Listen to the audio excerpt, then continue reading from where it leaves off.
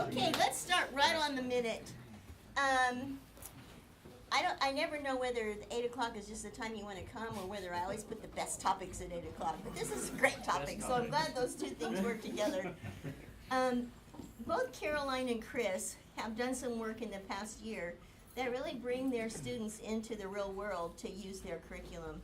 And so this is what I kind of wanted to share with you to give you some ideas about that kind of problem-based learning that actually has an impact in society. So who's going first? Chris. I'll go first, yeah. I'm going to sit right by you. Okay, so yeah, thanks everybody for coming out today, and I think that a lot of us are starting to, with what is changing with the QEP and the encouragement towards more meaningful service. I think a lot of us are thinking about that, so I hope that what we share today will be helpful. I'll be sharing about a project that I did, and Caroline will be doing the same, and we have 10 minutes for questions, and maybe we can learn from each other here. But I'm just going to start right out telling you about the course. It's TESOL 410, and it's a senior level course in which students design a curriculum. So these are teaching English to speakers of other languages majors. And so we have a course in which they design a curriculum for any part of the world, really, where they see themselves going. They design it, and they also build assessment into that curriculum. And so that's the course, and the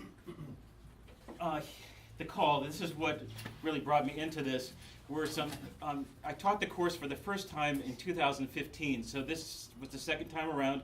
Here were some comments from students.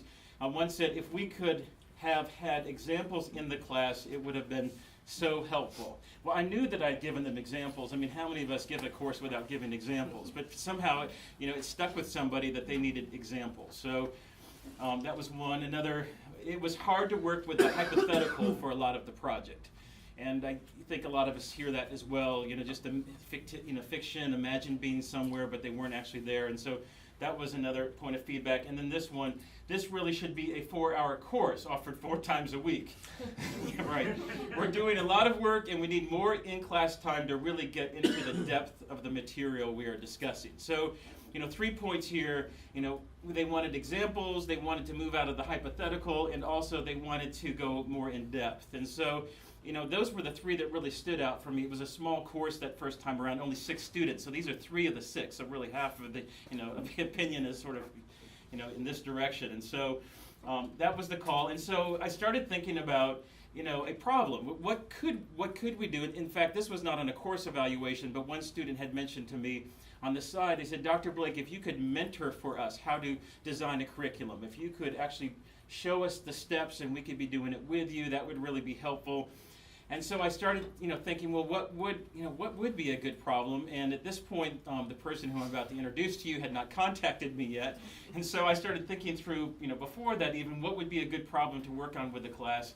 Of course, it has to meet the class objectives. So that's something I wanted to throw out to you, that is so, we all know this, that you have to meet in addressing a real-world problem. You can't take on and add another objective to the class, really. It has to fit in with what you're doing. And also, it has to be appealing to students, so I was thinking through that as well. It's probably the biggest thing in the past year that I've seen that just really helped. The biggest factor, one of the biggest, was that students really were into this problem. They cared about it passionately. And so it has to appeal to their hearts. It has to appeal to their intellect. And so I would say that was a big point. That's a big point to a good problem. And also, the stakeholders need to be within reach.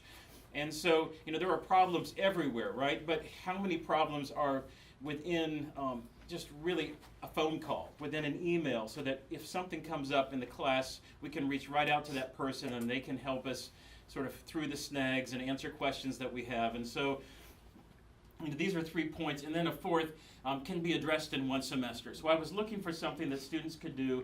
We could do it in 1 semester. And the reason I see that as very important is our students want to have that sense of accomplishment. They want to know that they contributed to something, but not just contributed, but they saw the end results. And so, I hear about, projects, none come to my mind right away, but you hear about projects where students are part of the process, but they never really get to see any of the end. And I think that's somewhat deflating to them at the end. They want to see something that they've done. And so I was looking for that as well. And then also conducive to a team approach. And so there are different models for this. You could send each student out on their own problem, but I wanted something where students would be collaborating together, and that's because in what we do in TESOL, big, when you look at recommendation forms that you fill out for students, they will say, are they a team player? Can they work with others? Can they solve problems with others? And so I was looking for something that the students could work on together. And so, when I was thinking through all of these things, last fall I got a phone call from the stakeholder, who is Dr. Dirksen, and she said, I have a problem, and you didn't really say I have a problem, it was more like an opportunity. That, in I'm an optimist. Because she's an optimist, and something in Kenya. So do you mind just telling us what the situation was in Kenya? It wasn't an email that I didn't bring with me today, but you sent me an email, so. Yeah, okay. Yeah. I was asked to teach a 1-week intensive class in English to church leaders from all over Eastern Africa. They were brought from several different countries. And they've been coming together for 6 years to study theology and to study church leadership. And so in their next to the last session, the leader of the program asked them, what have we not covered that you really want to know something about? And they said English. So he asked me if I would come and teach this class in English. The challenge was there are 48 of them. They're in all different levels of language, of English mastery. Some of them use English every day because they're from English-speaking African countries. Some of them very seldom ever use English, and so they're really, really almost novice speakers and readers. So it was a big class. It was only going to be me. It was all across these levels, and so that was the problem. So I thought, I have an idea. Hand it over. I'll let Chris solve this problem. Yeah. So there you go. So Carolyn sent me this email, and here's another something I came to appreciate through this process. When I received Carolyn's email, I had my own problem, and that is, what do I do with this email? Because it was, there were layers of. Don't open it. Don't open it. Wait for 5 hours, right? So I was, but what do you do with the problem? And this is probably my second, best piece of advice today. The first one being that it appeals to students. But you want to create student buy-in, and rather than sanitizing the problem, and rather than me going through and sort of clipping out and say, okay, let's distill it down to this. This is really what we need to focus on. I decided to present the problem in the raw to the students. So I just really opened up your email to them, and I said, this is what Dr. Dirksen just sent me. What do you think? And so I think that's an important step of this process of working with our students and giving them problems to solve, is let them be involved from the very, very beginning. So don't sanitize the data, don't sanitize the problem, just say, this has come my way, here it is, what do you want to do with it? And so I started that way, and I really think that helped to create student buy-in. It allowed them to see the context in the raw. They saw the whole picture, they saw, of course they knew who Dr. Dirksen is, but they read the email with all of its ambiguities, and they saw the context, and they were able to start thinking through it. And this is what we want to do, is take students to that real world place, because they will get an email like this someday, right? They're not going to get sanitized problems out of textbooks. They're going to get real situations that come their way where they have to ask questions. And so after I provided the context, I gave them options. And I said, what do you want to do with this? Do you want this to be our problem? Are we going? And Dr. Sturgeon, you were there, along through this process, but I gave them options. And so right away, one of those first days, we started thinking through, what does she mean by this? And what's this over here? And so I asked one of the students to come to the front of the room and just be for me, be the person, the liaison, who would write back to Dr. Dirksen and ask her the questions. And so I think that I put that, student ownership. So this is my third point. Give student, buy-in, give them options. What do you want to do with this? Provide the context, and then allow them to own the problem, allow them to own the project. And so a few points here. So take the 4 points here, and I'll go to the second point first. Tap student talent. So there was one person in the class who really seemed just to be on to doing the emails and liked the correspondence part. And so that person started sending emails to Dr. Dirksen to ask for clarification. There was another person who was really about scheduling, and so she helped to kind of get us on task and to plan the schedule and how we would collaborate together. But you know, what emerged in the classroom were all of these different, you know, players, students who had gifts that they could use in solving the problem. And so I began to see that my role was to take a step back to the role of the mentor and allow them to just take over the project, which was kind of scary, I'll tell you this. And Dr. Sturgeon was there. We had classes where it was almost a little chaotic, but I mean, a lot of students talking over each other, trying to figure things out. And if you had walked into my classroom at that moment, you would have thought, this is the most frustrated group of students, and why didn't you do this and this and this to make the problem more clear? But it was intentional on my part, because I wanted them to have to sort through everything and decide who the roles would, you know, what role they would play, and how we would move forward. And so I think in that process of the messiness that they took ownership of this, and they realized this is what if we don't do this, if we don't make it happen, Dr. Blake's sitting over there in the corner watching us, you know, this isn't going to work. And so, and when I say sit in the corner, I was giving advice, of course, but I really let them own it. Google Docs was very useful in this process. I had not used it before, probably most of you have, but you know, Google Docs allows simultaneous contribution to a document or a project, and so we created a Google Docs for this problem, for this situation, and then they would, according to the schedule they set up in class, they started tackling the problem together. And so we set up, it was 1 day a week that we just put into the schedule for addressing this problem. And on those sessions, we'd all open up our laptops and start working together on Google Docs. And so that worked. And we really, through the process, there was again, I can't emphasize enough how many times that I really wondered if it was all going to come together and if we were going to have something for Dr. Dirksen at the end. Because you did not share that with me. Excuse me? You did not share that with me. Yeah, I did not share that. And so, right, so my job was to project confidence, you know, to the stakeholders, right? Yeah, we're working on this, you know. But on the other end, you know, there were just days where it's like, you know, is this all going to really come together? And I was not always happy with the ambiguity. But in the end, you know, the student evaluations and the feedback was, wow, this was the first time that I've ever done something like this. And so many said, on my own. And I liked the part that they were saying on their own. They owned all of it. They owned the messiness. They owned, you know, the schedule, you know, all aspects of it. They owned something. And so, finally, considerations. I think size of the class is important. You know, my first TESOL class, this class was 6 students in spring 2015. I had 12 students this past spring, and now it looks like I'm going to have 20. So it keeps growing, 20 or more. And so now what I'm thinking of doing is having 2 projects. Probably we'll have 2 class projects that we work on. I'll need to get space for another group to be working on another project somewhere else on Fridays. But I'm thinking that's one aspect. One way to address it. Coverage of textbook and lecture material. So what do? I took out Fridays to solve the problem. Well, those are Fridays when students, you saw the previous course evaluation, they said we need this to be a 4-day-a-week class, you know, 4 hours. So I was actually taking class time away. But what was interesting on the course evaluations is that they all thought that they had learned so much more than they ever thought that they would. And so I think when you give students a real problem to solve, they start applying all of that textbook information and they start learning on their own. It's almost like that flipped, you know, model that we talk about.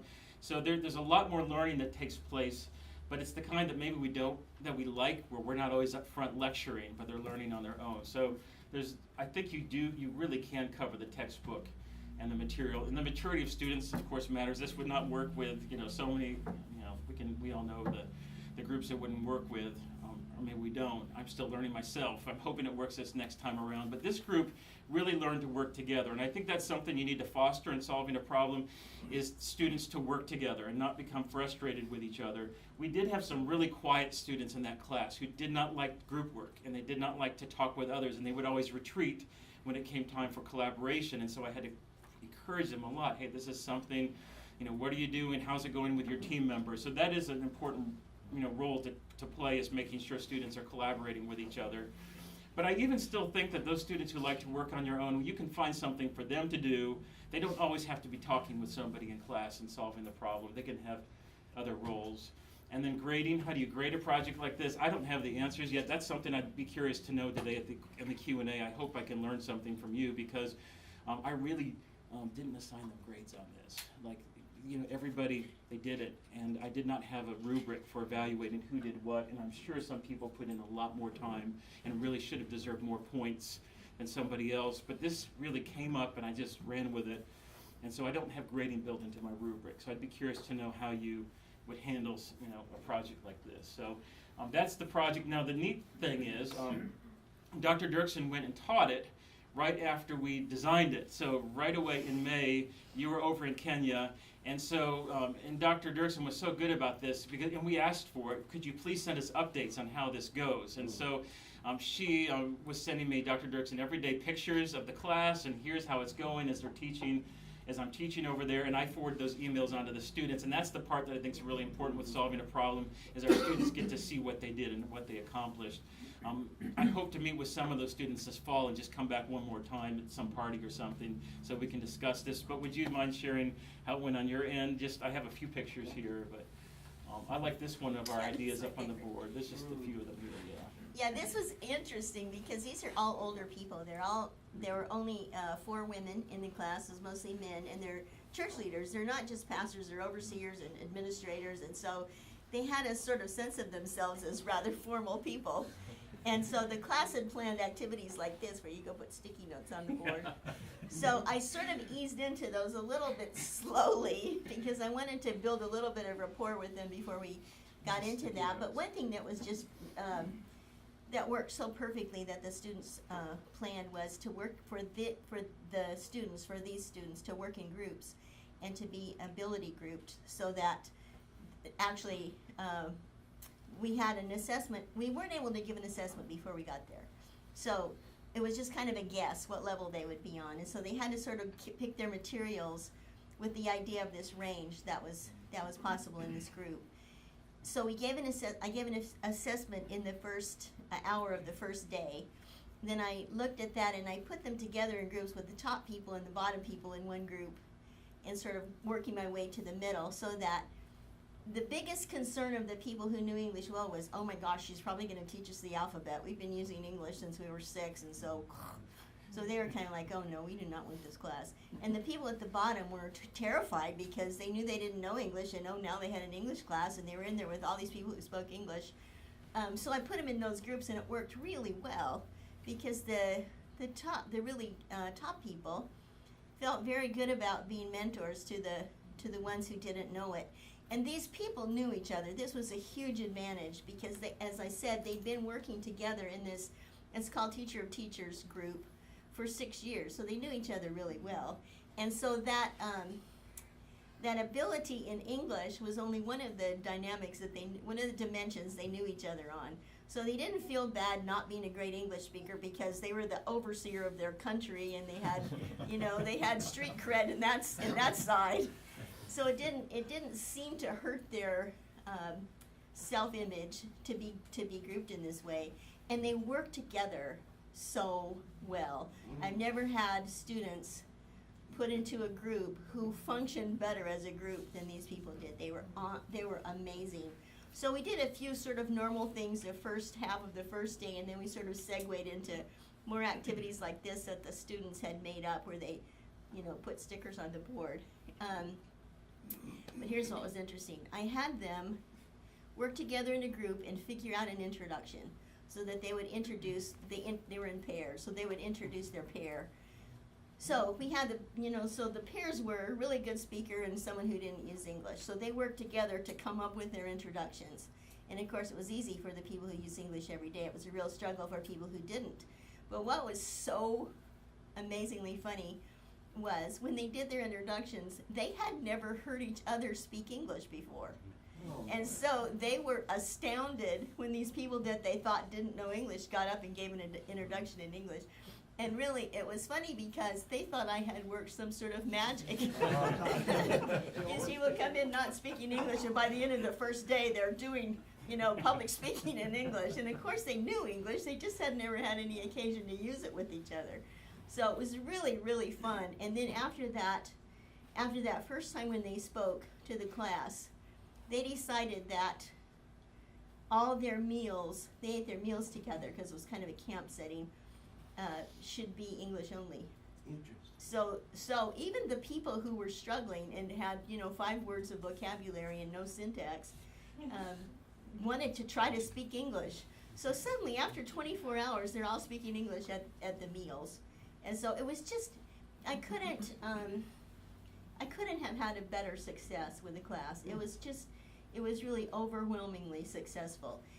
We were a little bit off on the reading. We had sort of tried to make this a reading and writing class more than speaking and listening, because that's what they need this for. They're going to have to write a paper in English at some point. And so that's kind of what they needed. And we gauged the reading a little too high, especially for the bottom group. So I was kind of pulling in material to try to sort of correct that downward a little bit. But what the class gave me was an hour by hour outline for what to do every day with all the readings and all the materials. So it made my work, it made it easy to adjust, because I wasn't trying to come up with everything from scratch. So it was really fun, and I was able to send pictures and comments back to the class because they were still on campus. I went right after the last day of class, so they were still on campus, and they got this feedback.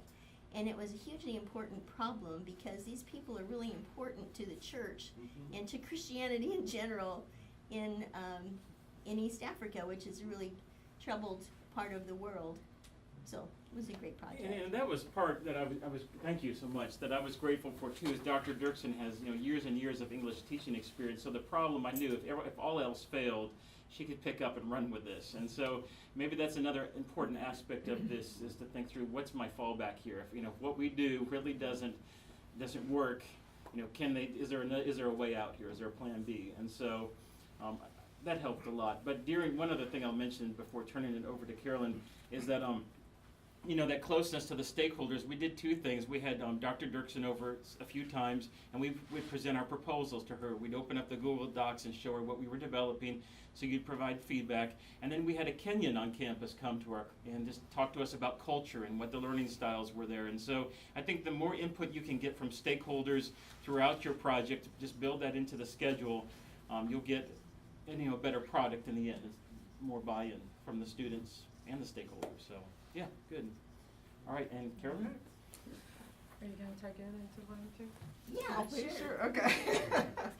So my project was a little different. I didn't have a stakeholder that emailed me. I have been thinking of this internship program for math majors for a year before actually implementing it.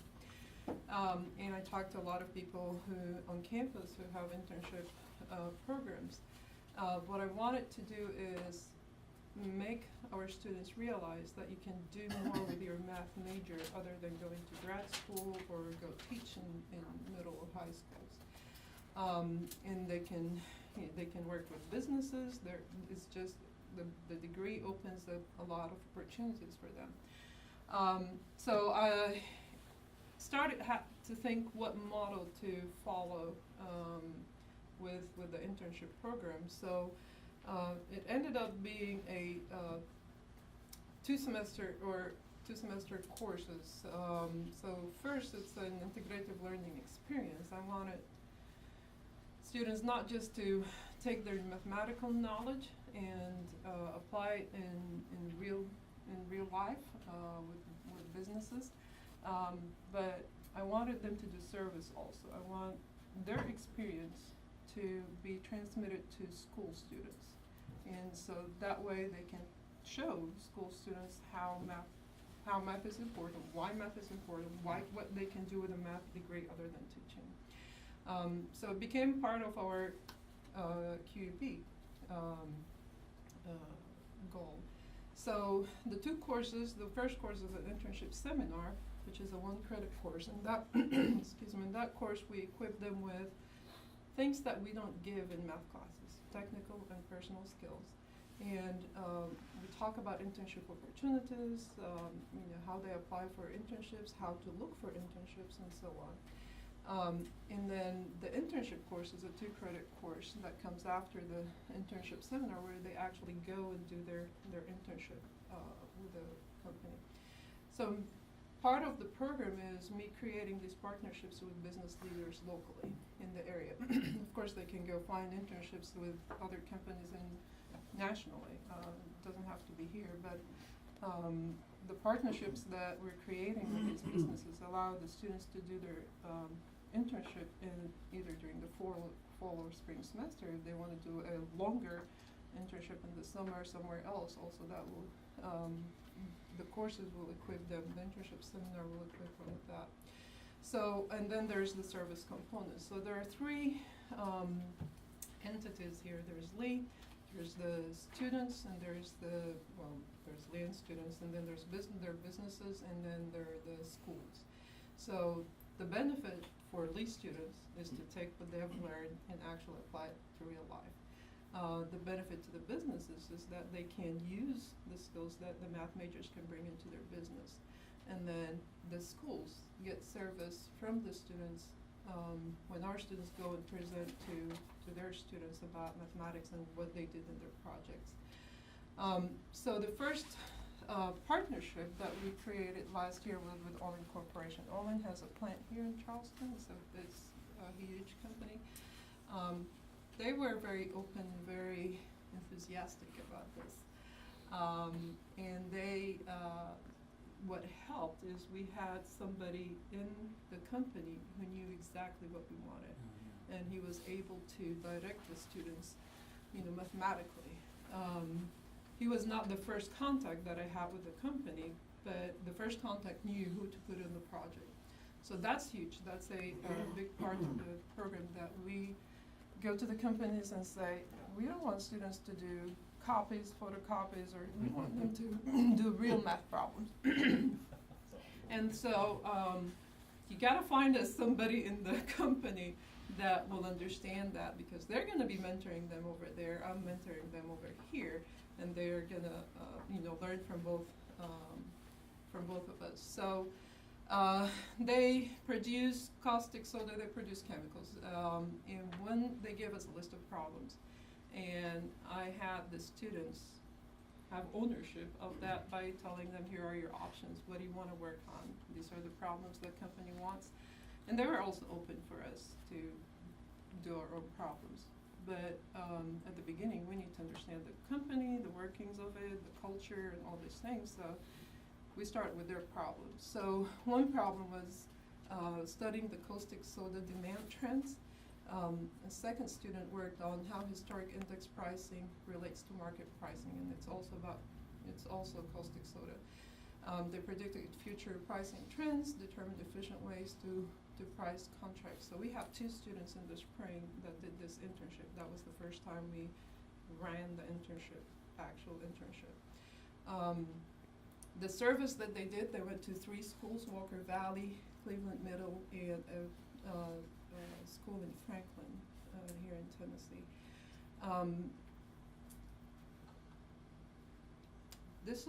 These are the results from this experience. One student commented, these are our 2 students, Mesa Williams and Chanda Hughes. This is the CEO of the company, and these are the 2 people that we were working with.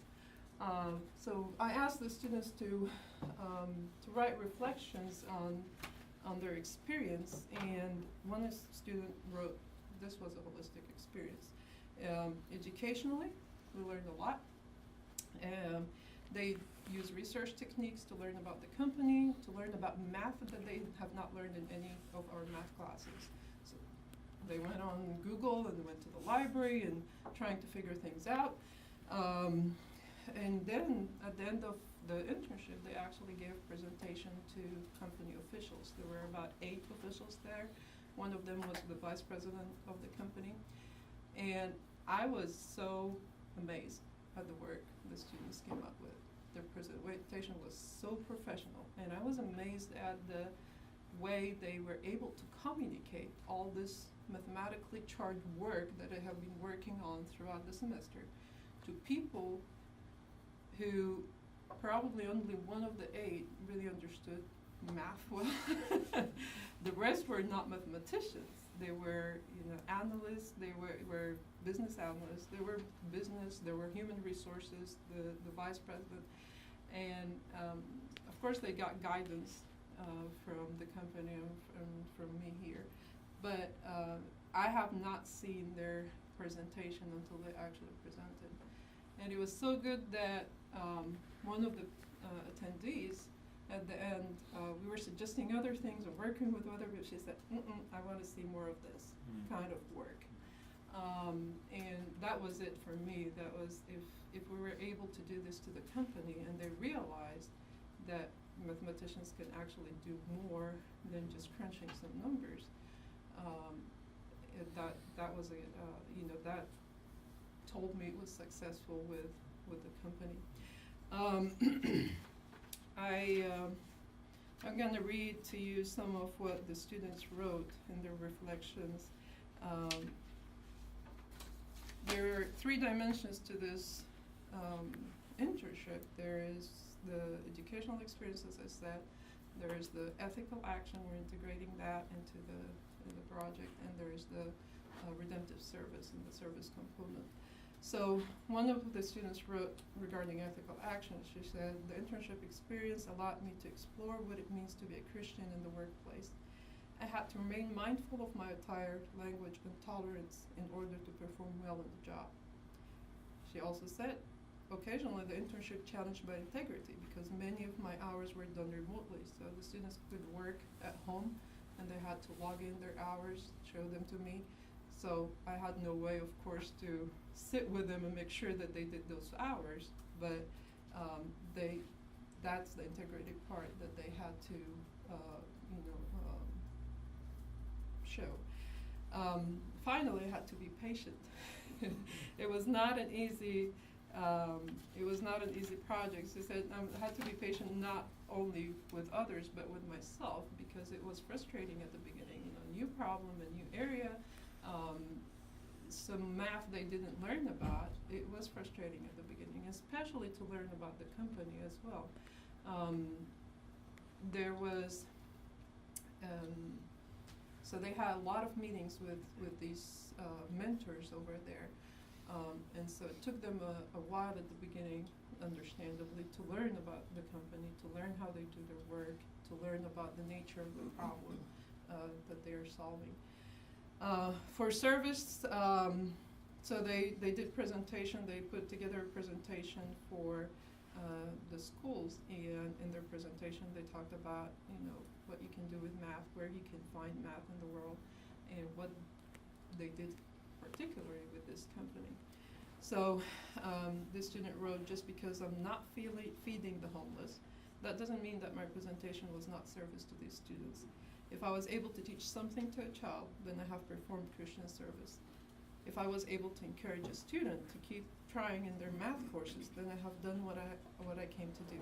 If I was able to uplift a single person with my presentation, then it was all worth it.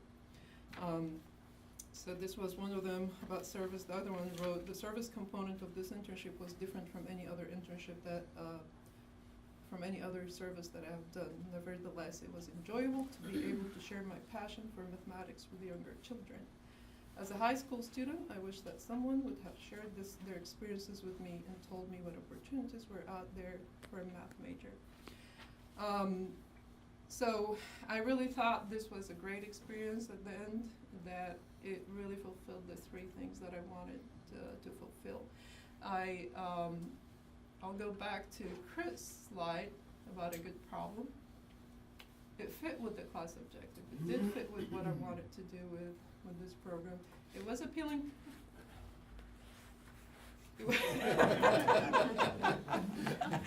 It appealed to the students towards the end. Maybe not at the beginning, but there were different levels of students. One of them was a senior. So she had more appreciation of the math. She had more knowledge of the math. And the other one was just, I think, a sophomore. As I said, there was a lot of frustration at the beginning, but towards the end, it was all worth it for them. That student that was frustrated at the beginning, she's actually coming back to do another internship this year. So she said, I really liked it. At the beginning, I was not sure, but at the end, towards the end, I started liking what I was doing. So the stakeholders were within reach. They're just a few miles away, and we addressed it in 1 semester. So I thought those were good points for pointing that out. So, I think the best way to end this is to read what one of the students wrote. She said, "I'm so thankful that I was able to take part in this internship throughout the semester. I have learned so much mathematically, professionally, and personally. Even though this job was one of the hardest things I have ever done, it was also one of the most rewarding, and I'm eternally grateful to have been presented with such a great opportunity." I'll open up for questions now for either Blake or me. Yeah, just ideas you have. Or ideas, yeah. You know, grading, that is something, I would like to hear feedback on that. How would you grade something like, you know, how do you grade? Yeah. With regard to student ownership, you could try the idea of internal group evaluation and tell them that we have a lot of eyes on the project and that their input is critical and that it's, we need to take it seriously. Because sometimes you have to know that back there, students want to help each other. But when I've cast it in that mode, it's really helped me That's good. to see what was going on when they had their separate meetings, you know, outside of the class. Design a rubric that would say things, this person came to meetings, they were a positive contributor, they provided salient data for us to do our project, stuff like that. Appreciate that, and it helped. What I was just thinking when you said that is, you know, this semester, next semester, I have to have I have a larger group, 2 different rooms. I could even do that for each project, each meeting day, like how did it go today, right? And just have some, maybe some rubric. You want, Yeah, that's good, thank you. You can even do that on Moodle.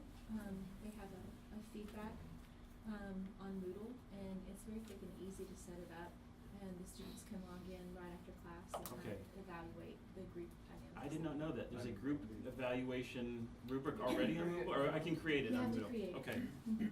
okay. Thank you.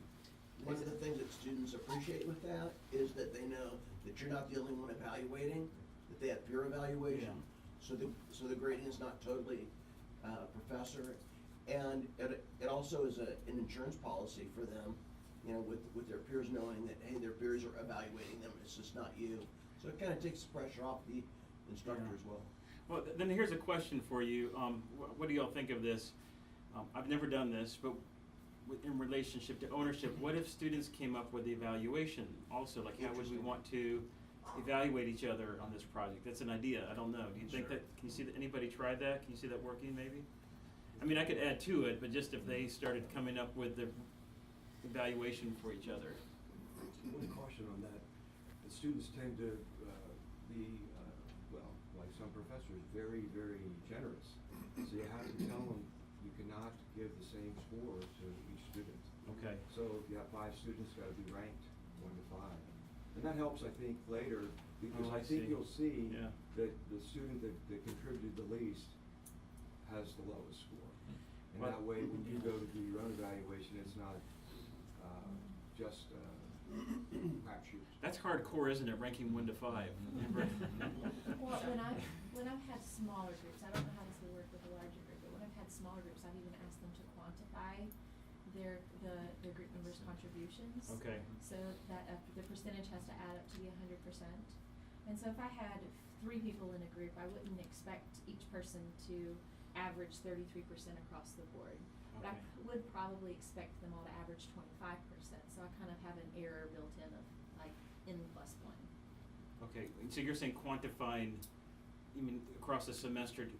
Like each assignment. Okay, oh, I So see, oh, yeah. if you're doing this every class period, you could have a group feedback on Moodle, and you could have them quantify it, and then you could look at over the semester, if it's a group of 3 people, maybe you expect their average over the semester to be you contributed 25% of the work each Mhm. class period. Okay, yeah, that's good, thank you.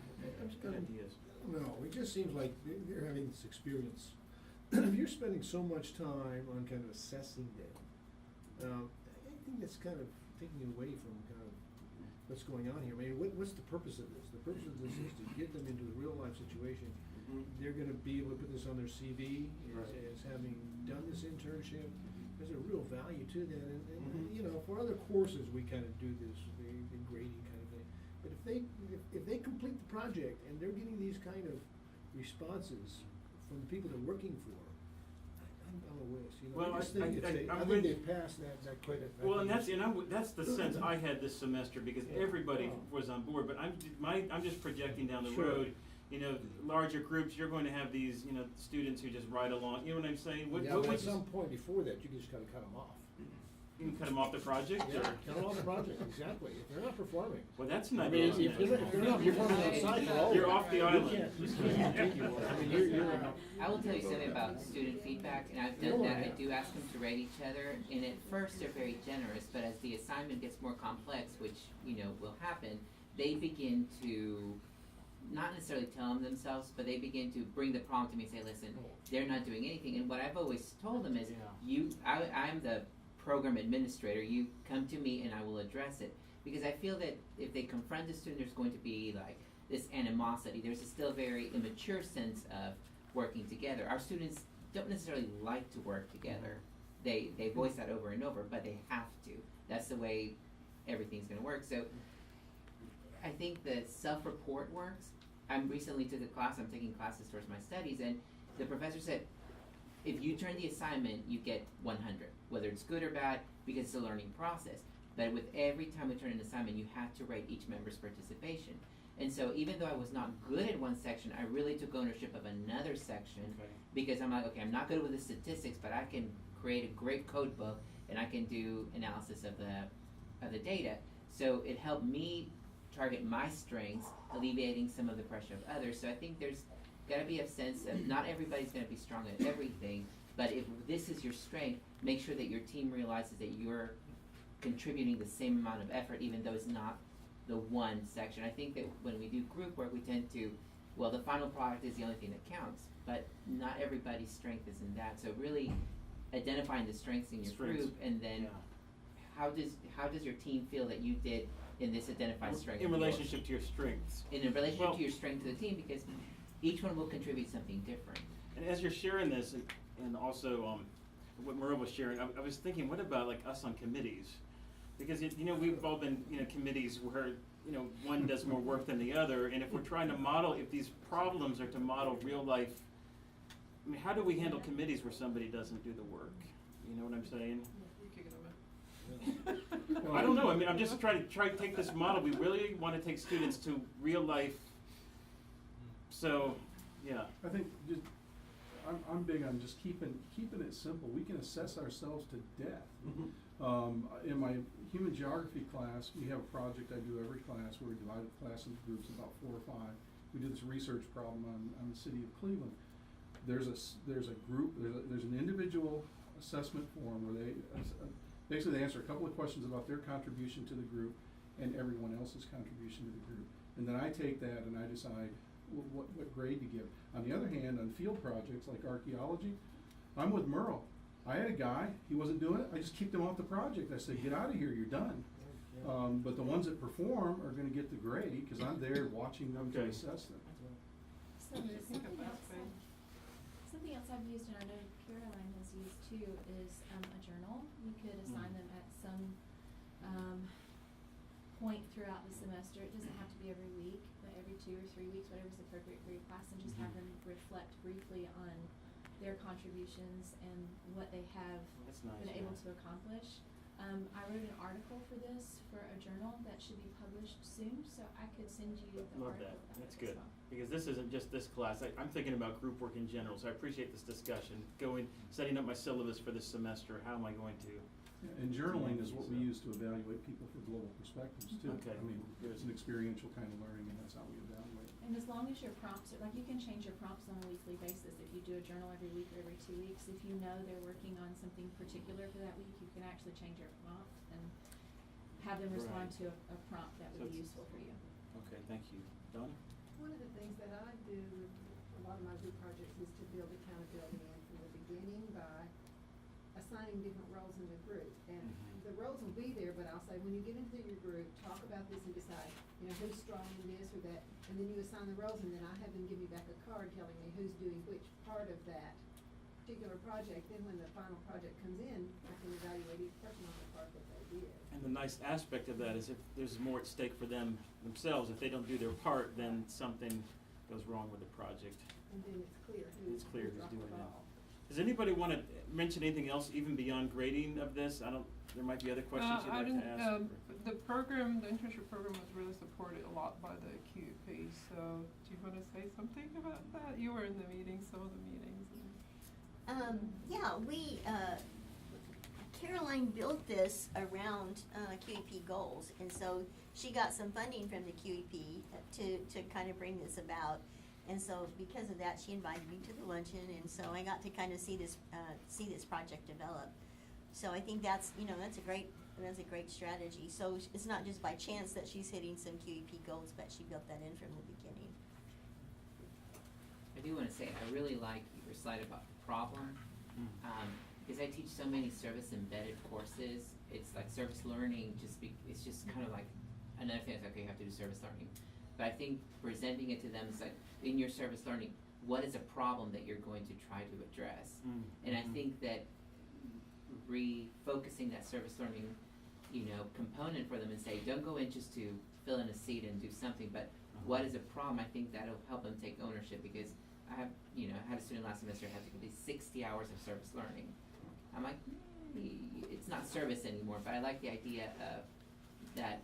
Go in with the mentality, there's a problem that you need to address through your service. And so I really like that, and I'm gonna try to use it embedded in my description of the service learning component. And I was thinking millennials, this really appeals to millennials, doesn't it? They are the generation that wants to be useful in addressing some real world crisis, So, yeah. Well, let me ask you, since William Lamb is here, and one of the things the Learning Center has kind of cut us at is 20 hours. Is there some way you can petition for a large number of hours for these projects, or? I'm thinking, I don't even know if I gave them any for this one. I'm just thinking about that. Or anybody doing. But most internships. TESOL students are way beyond it. They're at the end. They just don't care about service hours at the end. So, But, so can we petition for more? Is it possible to have more than 20 hours of service in a course is the question? The committee has yet to provide that. I'm sure they're always willing to look at whatever proposals come. So if you can send a proposal, I'll be glad to forward it to the committee, but at this point, we've held with the 20 max. Okay. For mine, they do 5 for the internship seminar and then 5 for the course, so they end up with 10. We tried to put 10, but we thought it was too much because presentation to school students is about 20 minutes. Of course, and then they count the hours that they prepare and go to the schools. But 10 for 1 credit hour course or 2 credit hours course was too much. I just had one other point I wanted to mention to all of you. I know we're all planning our syllabi right now, and so be open to taking a risk this semester. You could even say to the students on your syllabus, this would be really risky, but just have a place that's marked blank and say, I've been thinking about doing some real world tackling of a real problem. I don't have something in mind yet, but this is something I'm thinking of doing. I'd like to hear your feedback on this. And I do this in my classes, and it creates that vulnerability on my end, but also it lets students say, oh, I actually have a voice in this class. So that's something to consider. Maybe just be experimental this semester. Leave the option open to students, but then you have to be prepared if they say yes, to run with it. So, yeah, go for it. So thank you for coming today. Appreciate your input.